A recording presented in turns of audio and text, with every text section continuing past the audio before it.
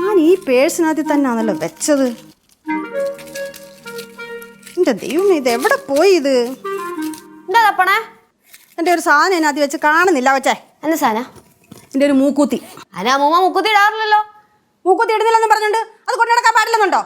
പാടിക്കോ ഇഷ്ടം പോലെ പാടിക്കോ. ലച്ചു, എന്റെ കയ്യിലിരിക്കുന്നൊന്നും മേടിക്കല്ലേ കേട്ടോ. എനിക്ക് ആകെപ്പാടെ ദേഷ്യം വന്നിരിക്കും കേട്ടാ. ചൂടാവല്ലേ? ഇതിനകത്ത് തന്നെയാണോ വെച്ച? അതിനകത്തുണ്ടാവും. ഇതിനകത്ത് തന്നെയാണ് വെച്ചത്. എന്നത് കാണുന്നില്ലെന്നാ പറഞ്ഞത്. ഇതിനകത്തില്ലെങ്കിൽ ചിലപ്പോ പടവലത്തുണ്ടാവും. എന്നെ കണ്ടിട്ട് നിനക്ക് എന്താ തോന്നുന്നത്? എന്താ മൂമ്മ അങ്ങനെ ചോദിക്കണേ? അല്ല, എനിക്ക് തലയ്ക്ക് സുഖമില്ലാത്തതെന്ന് വല്ലതും നിനക്ക് തോന്നുന്നുണ്ടോ? എടി, ഇവിടെ വെച്ചതുകൊണ്ടല്ലേ ഇവിടെ നോക്കുന്നത്. പടവലത്ത് വെച്ചാൽ പടവലത്ത് പോയി തപ്പിയാ പോരായോ? ചൂടാവണ്ട, ഞാനും കൂടെ തപ്പ. അതിനകത്ത് ഇല്ലെന്നാ പറഞ്ഞത്. അങ്ങനെയാണെങ്കിൽ ചിലപ്പോ ഇതിനകത്തുണ്ടെങ്കിലോ? എടി, ഇനി ബാലു എങ്ങാനും എടുത്തതായിരിക്കുമോ? അമ്മൂമ്മ ഇവിടെ എത്ര ദിവസം ഉണ്ടായിരുന്നു? അത്ര ദിവസം അച്ഛൻ ഇവിടെ വന്നാ? പറഞ്ഞല്ലോ, അത് ശരിയാണല്ലോ. അല്ല, ഇനി കേശുവോ ശിവയോ വല്ലതും എടുത്താണോ? അതിന് കേശവന് ശിവയ്ക്ക് എന്തിനാണ് അമ്മൂമ്മയുടെ മുക്കൂത്തി? ഞാനത് ഇവിടെ തന്നെയാ വെച്ചത്. എനിക്ക് നല്ല ഉറപ്പാ. എന്റെ അമ്മൂമ്മ അതിന് എന്റെ അടുത്ത് ചൂടായിട്ട് എന്താ കാര്യം? ഞാൻ കണ്ടില്ല അത്. ഒരു കാര്യം ഞാൻ പറഞ്ഞേക്കാം. ആരെടുത്താലും എന്റെ മൂക്കുത്തി എനിക്ക് കിട്ടണം. ഇല്ലെങ്കിൽ എന്റെ സ്വഭാവം മാറുവേ. ഇവിടെ ഞാൻ പറഞ്ഞില്ലെന്ന് വേണ്ട. എനിക്കെന്താ പറ്റിയേ? ഉണ്ടാവും. നീലുവേ. ഓ അമ്മ, 2 സവാള ഉണ്ടായിരുന്നു അമ്മ. ഇവിടെ ഉള്ള എല്ലാത്തിനും ഞാൻ അരിയും. ഞാൻ ഓ എന്തു പറ്റി? ഭയങ്കര ചൂടിലാണല്ലോ. എന്റെ ബാഗിനകത്ത് ഒരു സാധനം വെച്ചിരുന്നു. അതിപ്പോ നോക്കിയപ്പോ കാണുന്നില്ല. എന്ത് സാധനം? സാധനം അമ്മൂമ്മയുടെ മൂക്കൂത്തി.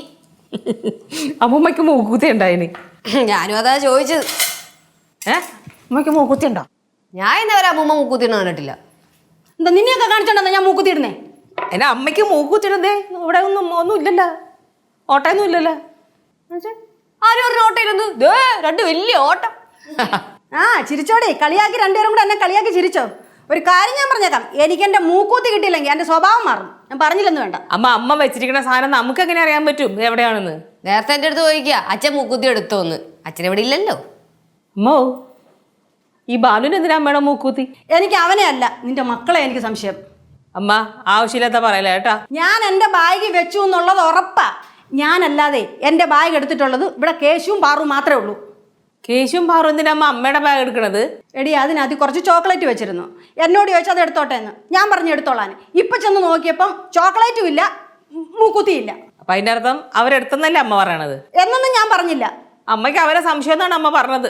പറഞ്ഞിട്ട് ടോൺ അതാണല്ലോ. അങ്ങനെയാണെങ്കിൽ നീ അങ്ങനെ വെച്ചോ. പക്ഷെ എന്തായാലും എനിക്ക് എന്റെ മൂക്കുത്തി കിട്ടണം. എന്തായാലും അവരിപ്പോ ഇവിടെ ഇല്ലല്ലോ. അവര് സ്കൂളിൽ പോയിരിക്കല്ലേ. പിള്ളേര് സ്കൂളിൽ നിന്ന് വരട്ടെ, എന്നിട്ട് ഞാൻ ചോദിക്കാം.